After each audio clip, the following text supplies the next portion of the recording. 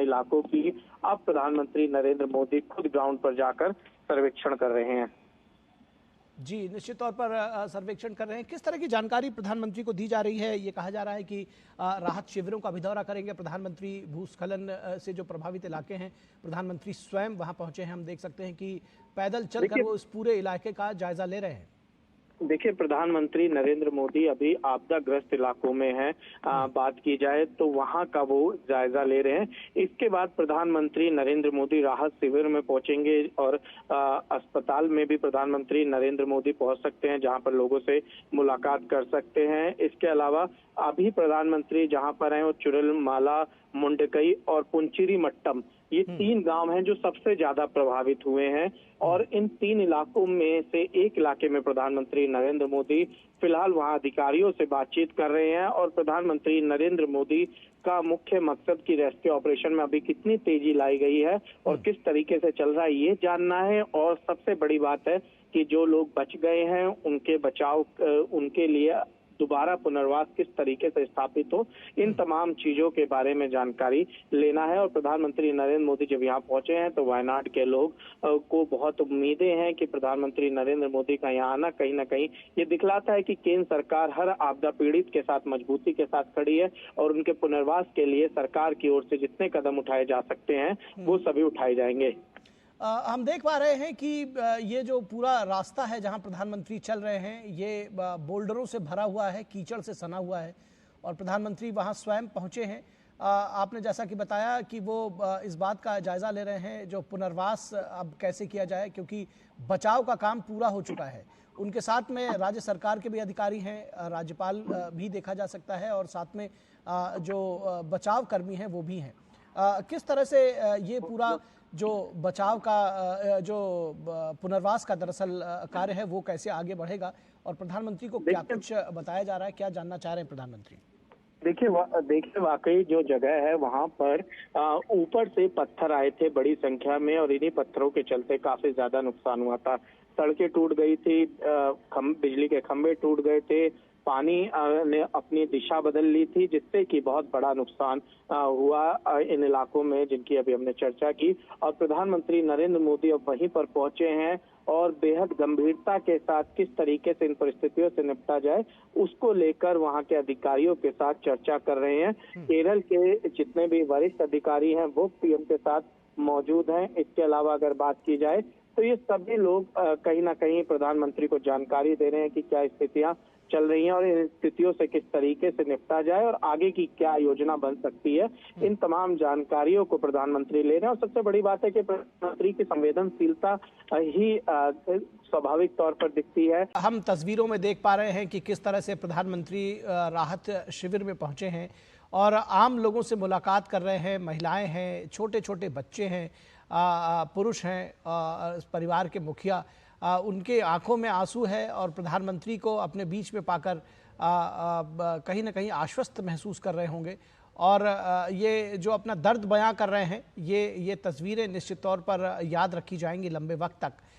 जब प्रधानमंत्री से मिलकर लोग जो है आंखें उनकी नम हो गई हैं। ये जो आपदा है, जो अपना दर्द है वो बयां करते हुए ये देखी जा सकती हैं। ये तस्वीरें अपने आप में बहुत कुछ कहती हैं। ये बताती हैं कि किस तरह से और प्रधानमंत्री ने संवेदना के साथ उनका हाथ थामा है। ये डॉक्टर्स की टीम है जिनके साथ मुलाकात की है प्रधानमंत्री ने।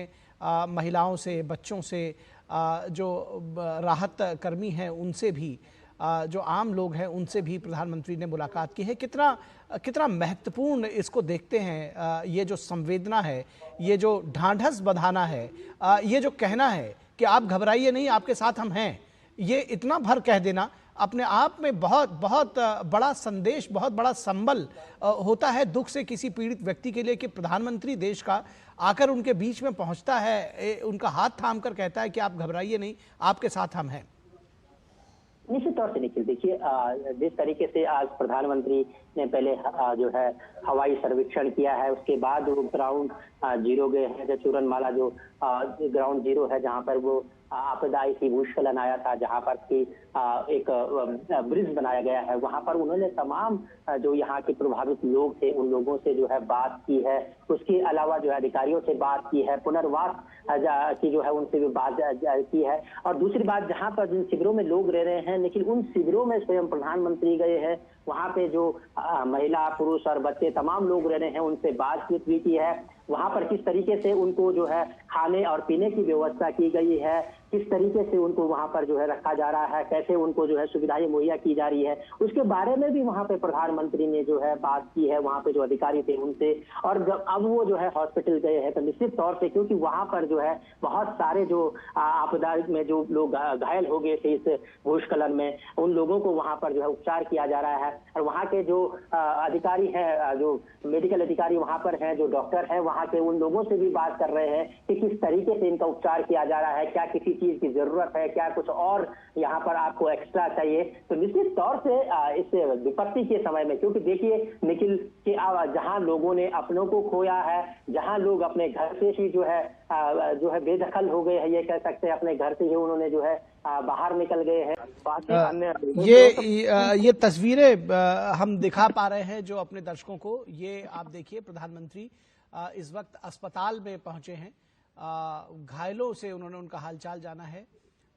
एक एक बेड पर वो पास जाकर लोगों से बात कर रहे हैं, डॉक्टर से भी बात की उन्होंने, उनका जानने की कोशिश की और घायलों से भी बात की। और विशेष बात है कि जो छोटे छोटे बच्चे तक वहां पहुंचे हैं अपने पेरेंट्स के साथ में, कुछ बच्चे घायल हैं, उनके सर पे स्नेह से हाथ फिराया। जैसा निशांत आपने कहा कि एक मुखिया की तरह से, एक पिता के तौर पर जो व्यवहार रहा प्रधानमंत्री का, वो देखने को मिल रहा है। अस्पताल में भी ये जो तस्वीरें हैं ये हमें बता रही हैं। और छोटे छोटे बच्चों को पुचकारते हुए उनको अपनी गोद में ले लिया प्रधानमंत्री ने। ये जो जेस्चर है निश्चित तौर पर ये अपने आप में बताता है कि प्रधानमंत्री कितने संवेदनशील हैं और किस तरह से जब ऐसी परिस्थितियां होती हैं तो बच्चों से उनका बात करने का तरीका अलग होता है। जो युवा हैं, जो परिवार के मुखिया हैं, उनसे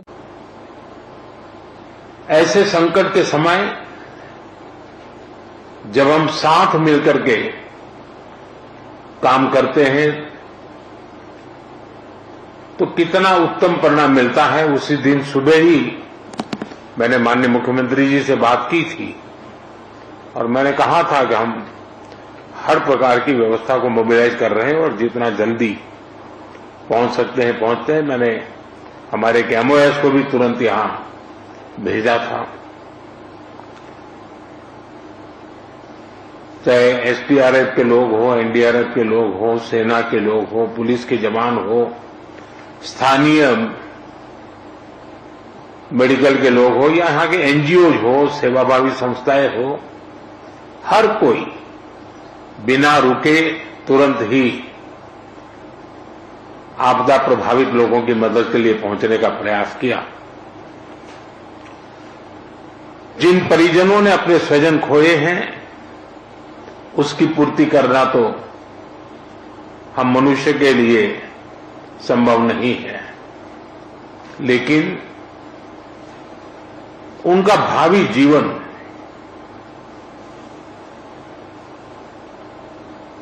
उनके सपने चूर चूर न हो जाए, ये हम सबका सामूहिक दायित्व है। और भारत सरकार और देश इस संकट की घड़ी में यहां के पीड़ितों के साथ हैं।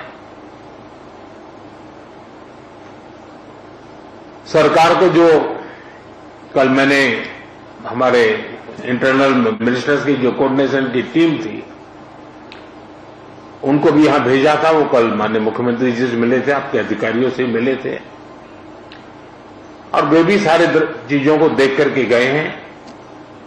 और जैसा माननीय मुख्यमंत्री जी ने मुझे बताया है कि वो एक पूरा डिटेल में मेमोरेंडम भेजेंगे और मैं विश्वास दिलाता हूं इन परिजनों को भी कि वे अकेले नहीं हैं।